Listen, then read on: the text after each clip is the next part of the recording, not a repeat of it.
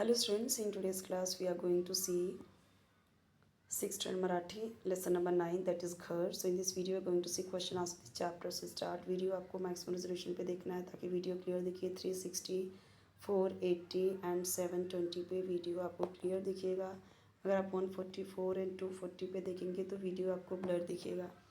ठीक है, तो यहाँ पे चलिए देखते हैं. अभी इसके पहले के जो भी चैप्टर्स है अपलोडेड है, इसके बाद के भी मैं प्रोवाइड कर दूँगी, तो आप प्लेलिस्ट में देख लेना. 3rd स्टैंडर्ड से लेकर 10th स्टैंडर्ड के हर एक सब्जेक्ट की वीडियोस अपलोड कर रही हूँ. तो ये जो है चैप्टर, ये कविता है और इस पोएम के थ्रू, इस कविता के थ्रू कवि ने क्या बताया है कि उनका घर कैसा है. ठीक है, और किस तरीके से जो घर होता है वो कैसे एक मतलब घर के बारे में कि घर क्या है उसके बारे में एक अच्छा मैसेज दिया है, महत्वपूर्ण संदेश दिया है. घर का मतलब सिर्फ ईंट की दीवार नहीं होती है, और जो इसमें चीज़ें होती हैं सिर्फ उसका मतलब घर नहीं होता है. ये क्या होता है, ये यहाँ पे निर्मल नाते यानी अच्छे रिश्ते जो होते हैं उनसे घर बनता है. जो मेंबर्स होते हैं उनसे घर बनता है. ये जो उनके बीच की जो रिश्ते बॉन्ड्स होते हैं, रिलेशन में जो बॉन्ड होते हैं हर मेंबर्स के बीच में, उससे घर बनता है. देखना यानी ब्यूटीफुल, वास्तु यानी इमारत, बिल्डिंग, स्ट्रक्चर. भावना ओढल्या मीन्स प्रेमळ भावना, भावनेचा ओलावा. जिव्हाळा यानी प्रेम, माया, ममता, अफेक्शन. पसारा मीन्स यहाँ वहाँ यानी क्लटर, डिसऑर्डर, यहाँ वहाँ गिरा हुआ वस्तु. निवारा यानी आश्रय, शेल्टर. कहानी यानी टेल का कथा. समाधान यानी सुख, आनंद, संतोष. मूल्य यानी विचार, विवेक, वैल्यूज़. गप्पिष्ट यानी गप्पा मारना, टॉकेटिव. चविष्ट यानी रुचिकर, डिलीशियस.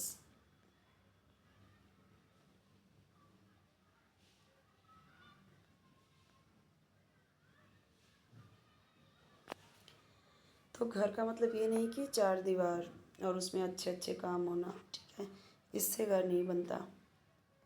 एक उससे एक अच्छी मतलब अच्छी अच्छी चीज़ें हैं तो उससे एक अच्छा इमारत बनता है. तो यही यहाँ पे दिया गया है. तो घर का मतलब क्या है, तो घर कैसे बनता है, मतलब सिर्फ एक स्ट्रक्चर नहीं है बल्कि इसके ऊपर जो खुशी होती है, खुशी से घर बनता है. यहाँ पे इंग्लिश में भी दिया हुआ है, आप देख सकते हो और इसे समझ सकते हो अगर जिनको ये चैप्टर नहीं समझ में आया तो. ठीक है. माणसाची पहिली शाळा कुठे सुरू होते. माणसाची पहिली शाळा कुठे सुरू होते, तो माणसाची इंसानों की पहला स्कूल जो होता है, पहला शाळा होता है वो घर से शुरू होता है. घराने कोणत्या गोष्टी जवळ कराव्यात. घर में नए मूल्य व नवीन ज्ञान जवळ करावे. आईच्या हातचे जेवण कसे असते, तो आई के हाथ का जेवण कैसा होता है खाना. आईचे हाथचे जेवण चविष्ट असते, स्वादिष्ट होता है.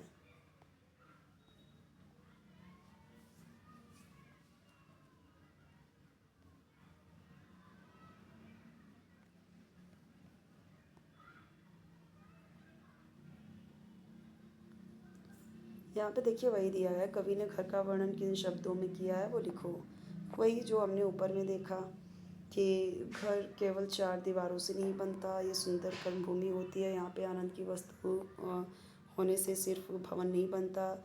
इस भवन में लोग जो रहते हैं, तो घर ही क्या होता है, शिक्षण यानी शिक्षा देने का पहला स्कूल यही होता है. घर आपल्याला पाहायला, धावायला. घर में ही हम क्या करते हैं, देखते हैं, दौड़ते हैं, चलते हैं. चलना, दौड़ना, देखना, पढ़ना, सब कुछ यहाँ सीखते हैं. और हर एक घर में क्या होता है, न्यारी गोष्ट असते. हर एक घर की कुछ न कुछ अच्छी कहानी होती है. घर दुखाशी लढायला शिकवते. घर दुख से लड़ने के लिए सिखाता है. इसके नए मूल्य व नए ज्ञान समृद्धि रहता है. घर में आई का कष्ट और उसकी माया, आजी की कहानियाँ और आजोबा की बातचीत, ये सब क्या है, खजाना है इन सब का.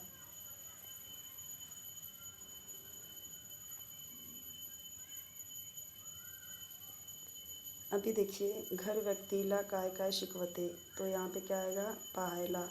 यहाँ पे क्या आएगा, चालायला. यहाँ पे क्या आएगा, धावायला, लढायला, दुखाचा डोंगर चढायला. ये जो है इसका आंसर है. तो आपके वर्कबुक में इसी में फिलअप करना है।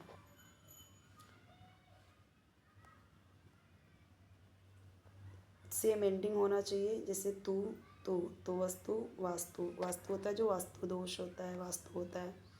पसारा निवारा, भान ज्ञान, खोल्या ओल्या, पाहायला धावायला, गोष्ट कष्ट, जीवाला शाळा, सावधान समाधान, चविष्ट गप्पिष्ट।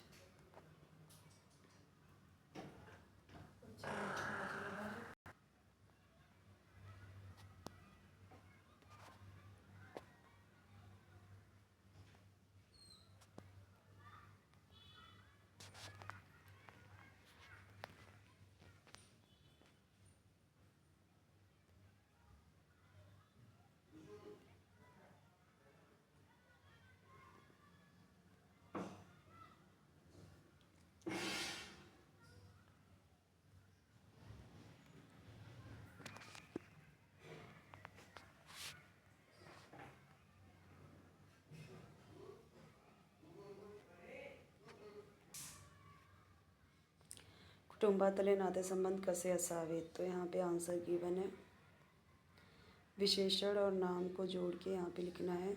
चार गोष्ठ, तो यहाँ पे अब यहाँ पे विशेषण, यहाँ पे नाम, कौन सा किस में फिट है, तो चार भिंती, आनंदी, वास्तु, पहली शाड़ा, तो यहाँ सबके आगे सबका आंसर दिया हुआ है। शब्दलिंग वचन, तो अभी यहाँ पे क्या करना है, उदाहरण के लिए जैसे दिया गया है यहाँ पे घर नपुंसक लिंगी और उसका वचन चेंज किया तो घरे। ऐसी तरीके से भिंत स्त्रीलिंगी है और उसका वचन चेंज करेंगे तो क्या बनेगा, भिंती। तो इसी तरीके से यहाँ पे दिया गया है।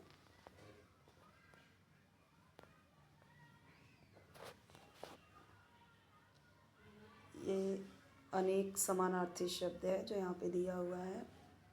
जैसे घर, तो घर का नाम क्या क्या है, सदन, धाम, निवास, गृह, आलय, भुवन। सूर्य, आदित्य, दिनकर, प्रभाकर, रवि, भास्कर, मित्र, भानु, दिवाकर, ये सब सूर्य के नाम है। पुढील शब्दांश से अनेक समानार्थी शब्द दिया, तो यहाँ पे देखिए दिया गया है। पृथ्वी का वसुधा, वसुंधरा, अवनी, धरणी, रसा। जंगल का अरण्य, रान, वन, कानन, विपिन, ये सब मराठी के समानार्थी शब्द हैं। हिंदी के भी यही है, लेकिन बस ये मात्राएं चेंज हो जाती है, जैसे प में भी पीछे का हो जाता है, और ये तो सही है। जैसे अवनी, तो अवनी में हिंदी में पीछे की मात्रा हो जाती है, छोटी की मात्रा।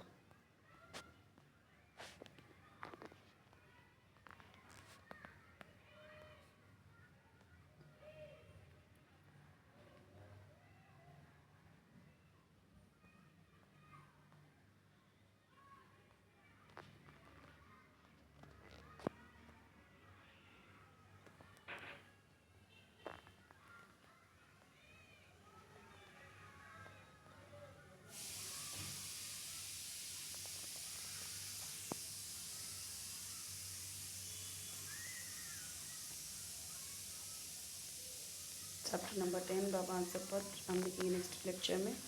कोई भी आपको चैप्टर का आपको कोई भी वीडियो चाहिए तो आप कमेंट में बताइए। चैनल जरूर सब्सक्राइब कीजिए, वीडियो लाइक कीजिए, फ्रेंड्स के साथ शेयर कीजिए, बेल आइकन जरूर प्रेस कीजिए ताकि जब भी न्यू वीडियो अपलोड करूँ आपको उसका नोटिफिकेशन ईजिली मिल जाए, ढूंढने की ज़रूरत नहीं पड़े आपको।